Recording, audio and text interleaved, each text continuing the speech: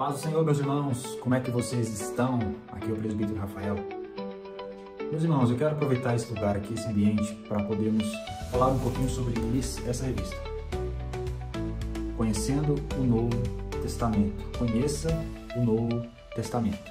Aproveitar esse momento para poder falar um pouquinho, um resumo da primeira lição dessa revista, uma revista muito boa, que promete muito conhecimento, muito crescimento espiritual para nós. O pastor Cleus já iniciou brilhantemente essa revista, ele já deu a primeira aula. Talvez você não esteve presente na escola bíblica no dia de ontem, no domingo. Quero aproveitar para poder trazer um resumo para quem não estava presente e também para quem estava presente também, para todos. E nós iremos trabalhar o Novo Testamento. E para que a gente possa conhecer o Novo Testamento, precisamos ter alguns conhecimentos prévios sobre o Novo Testamento. Muitas vezes nós terminamos de ler o Antigo Testamento, até Malaquias, e começamos o Novo Testamento e percebemos que o ambiente é um ambiente diferente. Existem coisas que no Antigo Testamento não existia e de repente você começa a perceber nos evangelhos, sobre guardas romanos, vai falar em Atos sobre o Areópago, sobre a cultura grega, coisas que no Antigo Testamento não estava presente. E o que nós entendemos então, o que nós percebemos é que muitas vezes falta o conhecimento para nós, para interpretar melhor o Novo Testamento. Nós precisamos, então, ter um conhecimento a respeito do que aconteceu entre o Antigo e o Novo Testamento. Talvez você não saiba que entre esses dois testamentos houve um lapso de mais de 400 anos. E em 400 anos, muitas coisas acontecem. E realmente aconteceu. E esse período nós chamamos de período interbíblico, que é o período entre o Antigo e o Novo Testamento. Foi um período em que não houve a revelação da Palavra de Deus. Um tempo de silêncio, uma preparação para a vinda do Messias. Ok? Segundo a Bíblia, o Messias veio na plenitude dos tempos, ou seja, no tempo certo, na hora exata. Tudo foi preparado e contribuiu para a vinda do nosso Messias. Tá bom? A primeira lição dessa revista, ela vai se propor, ela diz o mundo judaico. Ela se propõe a fazer uma coisa muito interessante, que é nos preparar para a lição, preparar para o que vem pela frente e falar especificamente da contribuição do mundo judaico. Mas perceba só, como que uma pessoa do tempo de Jesus era formada? Qual era a identidade dela? Como era esse ambiente, essa cultura, esse contexto histórico? Nós precisamos pensar sobre isso. Você como brasileiro, você não é puro europeu, você não é um africano puro, mas também não é um índio puro. O Brasil ele foi composto por uma miscigenação de 3 culturas: o europeu, o africano e o índio. Então nós temos no nosso vocabulário, na nossa comida, na nossa forma de ver o mundo, influências dessas 3 culturas. E da mesma forma, o cidadão do tempo de Jesus e de todos aqueles que viveram o Novo Testamento, que escreveram e que estão participando do Novo Testamento, também são fruto de 3 culturas, que é a cultura judaica, que é a cultura grega e é a cultura romana. Então, grego, romano e judaico. Você sabia disso? Por que tem a cultura grega, por exemplo? Porque no período interbíblico houve um império grego que dominou toda a região de Jerusalém, de Israel, e aquele lugar então foi colonizado, ele foi helenizado, guarda essa palavra, helenizado, que é uma cultura helenística, que é a cultura grega, a mesma coisa. Cultura helenística e cultura grega são sinônimos. E os gregos, eles impunham a cultura deles sobre o povo de Israel. Então a língua grega passou a ser a língua comum, como se fosse o inglês hoje. Então, para você conversar com pessoas de outras terras, outras nações, se usava o grego. E várias formas de pensar grega foi assimilada, entrou na cultura daquele povo judaico. Da mesma forma, depois do Império Grego, o Império Grego caiu e entrou o Império Romano. Esse Império Romano mesmo que crucificou Jesus, com soldados, centuriões. Então, por que a Bíblia, no Novo Testamento, fala de centuriões? Fala de guardas, fala dessa parte do imperador César, fala sobre esses governadores que estavam sob o domínio romano. Porque no tempo de Jesus, o império era o Império Romano, ok? Mas não só essas duas culturas estavam influenciando o Novo Testamento. Falei de três: grego, romano, e a terceira é judaica. Não tem como nós entendermos o Novo Testamento sem olharmos para a cultura judaica. Tem muita contribuição do mundo judaico. Jesus era judeu. A maioria dos personagens do Novo Testamento eram judeus. Eles tinham, embora influência grega e romana, eles tinham um pensamento também judaico. Então o judaísmo, o mundo judaico tem muita influência no Novo Testamento. Então por hora é importante você entender isso. Três culturas juntas, formando esse ambiente que nós chamamos de Novo Testamento. Os evangelhos, Atos, as cartas de Paulo. Por exemplo, Paulo era um cidadão romano. Ele tinha cidadania romana e ele se livrou de vários problemas por ser romano.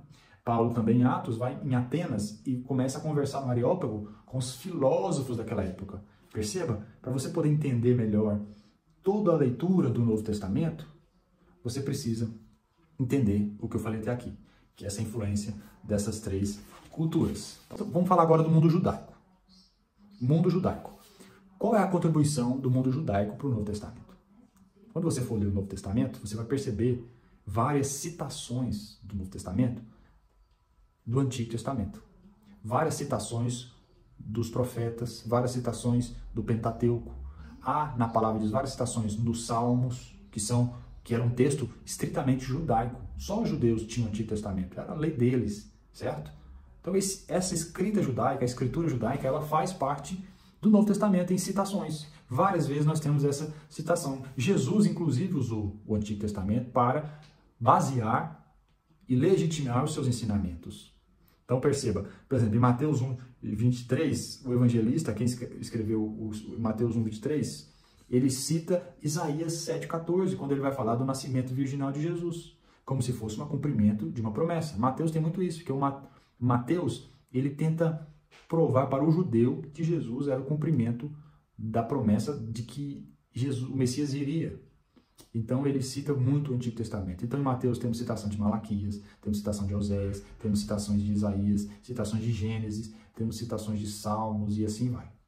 Então há essa realidade no Novo Testamento e Jesus, por várias vezes, ele usa, por exemplo, Jesus usa o Gênesis para ensinar sobre casamento. Então há muito do Antigo Testamento no Novo Testamento. Isso é uma contribuição judaica, não é uma contribuição grega e não é uma contribuição romana. Nesse caso, é uma contribuição judaica. Então, o mundo judaico é um mundo que influenciou muito o Novo Testamento. Tá bom?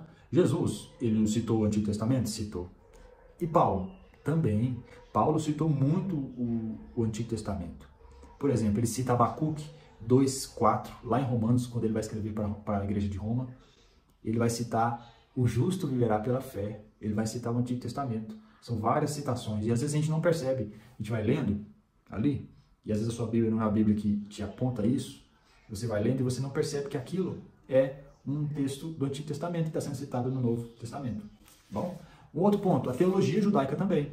Sabia disso? A teologia judaica influenciou muito o Novo Testamento. Em período interbíblico, houve vários movimentos sociais revolucionários.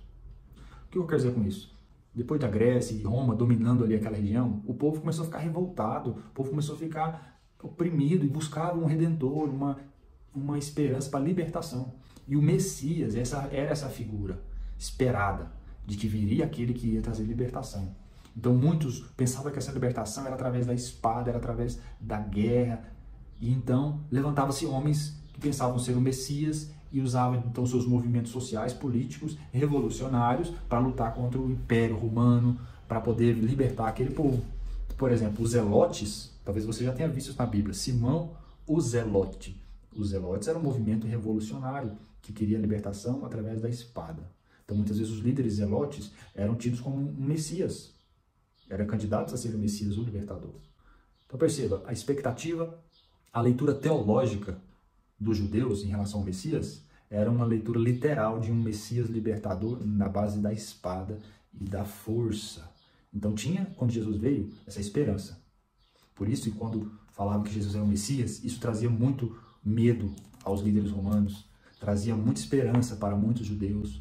Pedro, por exemplo, tinha expectativa, essa leitura teológica de que o Messias era um Messias de força, na base da força, e Jesus se mostrou um líder pacífico e que mostrava que o seu reino não era físico, era um reino espiritual. Outros que você já deve ter ouvido falar dos fariseus, saduceus, já ouviu falar desses nomes? Com certeza, né? Os fariseus, os saduceus são partidos dentro do judaísmo que tinham a sua interpretação da lei. Os fariseus eram os mais zelosos, mais conservadores, eles tinham muito apreço, muito cuidado, eles preservaram a palavra de Deus, eles zelavam, eles protegiam, eles ensinavam o povo a respeito da palavra de Deus. E muitos dos ensinamentos do Novo Testamento, que realmente Jesus ratificou como sendo correto, são ensinamentos que os fariseus ensinavam. Por exemplo, a soberania de Deus e a predestinação, a vida após a morte. A vida após a morte é uma coisa normal para nós, mas para muitos povos não era. E o judaísmo já tinha, através dos fariseus, esse ensinamento. Vida após a morte, o juízo final, a expectativa de que teria um juízo final, a ressurreição do corpo, o mundo espiritual organizado e populoso, como céu, inferno e seres espirituais. O monoteísmo ético era uma coisa muito forte, principalmente para os fariseus.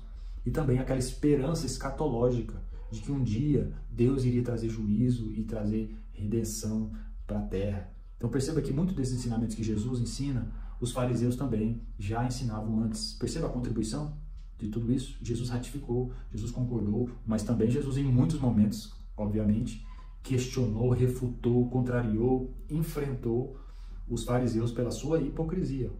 Mas nós não precisamos desprezar totalmente o movimento fariseu. Precisamos entender que houve uma contribuição, e isso é propósito de Deus, para que os fariseus eles contribuíssem. Então, parte do mundo judaico no Novo Testamento está aí, nos movimentos, na teologia, a teologia judaica, através dos fariseus. Por fim, a lição 1, estou só fazendo um resumo geral, ela vai trazer o terceiro e último ponto, que é a igreja judaica. A igreja judaica. Preste atenção nisso, olha só. Quando o povo de Deus foi para o exílio da Babilônia, ele não mais podia se reunir no templo, o templo foi destruído. Então, como que o povo fez durante o exílio da Babilônia para continuar tendo a sua fé e exercitando a sua fé? Criou-se o que nós chamamos de sinagoga, o que foi chamado de sinagoga, as sinagogas, né? Você já ouviu falar de sinagoga, até hoje existem as sinagogas. Mas é interessante que o Novo Testamento também é cheio de sinagogas, várias citações de sinagogas. E às vezes você lê o texto do Novo Testamento e entende, que sinagoga é essa? Por que Paulo, quando chegava na cidade, ele ia para a sinagoga? Então, os judeus, após o exílio da Babilônia, não perderam o costume de se reunir nas sinagogas. O templo tinha novamente, o novo templo continuava lá central, mas o povo se reunia de forma descentralizada, nas cidades distantes, lugares mais distantes, se reuniam para que alguém pregasse a palavra, lesse as escrituras e falasse, obviamente, o Antigo Testamento. Então o povo sentava ao redor daquele que iria proferir e eles escutavam, eles se reuniam periodicamente. O interessante é que os judeus nunca deixaram de fazer isso. No tempo de Jesus, em Atos, nas cartas de Paulo, certo? Você já pensou que os primeiros cristãos eram judeus? Boa parte dos primeiros cristãos eram judeus. Então eles se reuniam em Roma, se reuniam em Colosso, se reuniam em Tessalônica, em Éfeso, em sinagogas. Mas de repente esse povo começou a se converter e começou, como cristãos, a continuar buscando a palavra, lendo as cartas, começando a formar o Novo Testamento. E eles faziam isso aonde? Nos lugares que eles eram acostumados, nas sinagogas. Então, muito do que a igreja evangélica é hoje veio das sinagogas.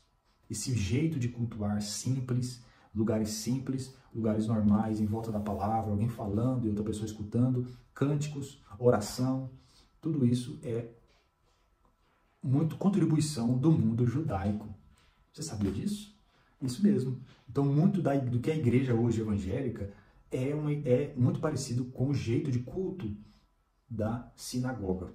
Então perceba que a contribuição do mundo judaico para o Novo Testamento e também até hoje é muito grande.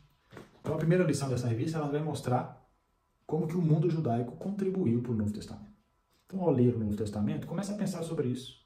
Essa contribuição do mundo judaico, que era o Antigo Testamento, para o Novo Testamento. Né? Essa nova era, essa nova fase, a fase do cristianismo. Então o cristianismo tem muita influência do mundo judaico.